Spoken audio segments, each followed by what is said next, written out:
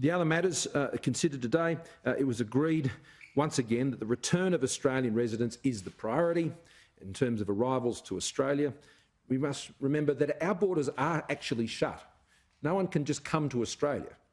To be able to come to Australia, you need to be an Australian resident or citizen or have a particular exemption in a particular occupation or something of that nature, which is handled through Border Force to enable someone to come, and that is only a small proportion of the arrivals that come to Australia.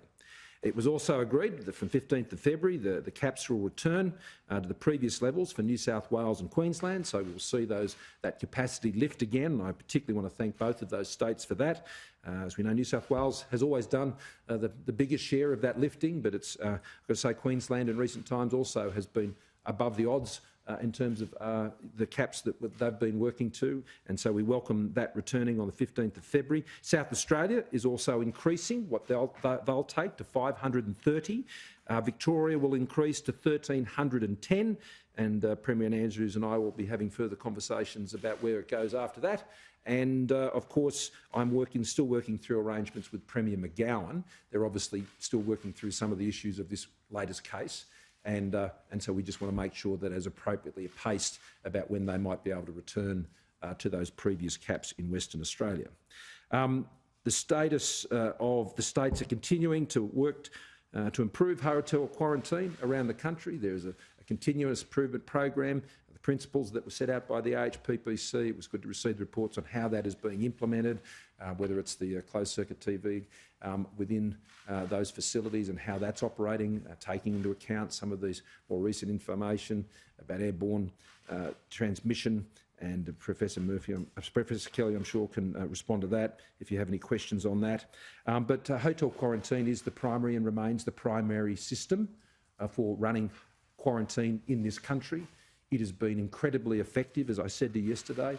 Over 211,000 people have gone through that process, and the number of breaches we've had, albeit when they do occur they're serious, is incredibly small in comparison to that large volume.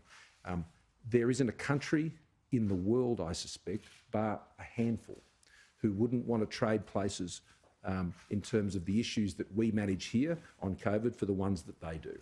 And our hotel quarantine system has been incredibly effective in protecting Australia over this period of time. That said, of course, we continue to act on the recommendation of Jane Holton in relation to other facilities, which was the Howard Springs facility, which is what the former Secretary Holton had recommended, and we have been following through and acting on that, and we are looking to expand the capacity further of Howard Springs, already expanding it to 850 and potentially well beyond that, which would involve a more than doubling of that capacity at Howard Springs. We will also continue to assess the proposal in relation to Toowoomba, but we are still seeking a lot more information on that proposal, and the Secretary of the Department of Prime Minister and Cabinet has pulled together the various agencies that need to assess that proposal, and there is a lot more information we're going to need before we can get to an assessment of how we go forward on that. And it's not just about understanding what the costing arrangements, but it is understanding the workforce arrangements to run a facility like that and how that can be delivered in that location, what the impact is on other local health facilities in a regional location like that. I know that they are issues that locals have been raising, and we've got to be very mindful of that. So we are acting on that recommendation of Jane Holton, and what we also realise is that the hotel quarantine system, which can continue to be improved, and we can continue to supplement it with other options, but that remains the way in which we will continue to facilitate arrivals back into Australia of Australian residents.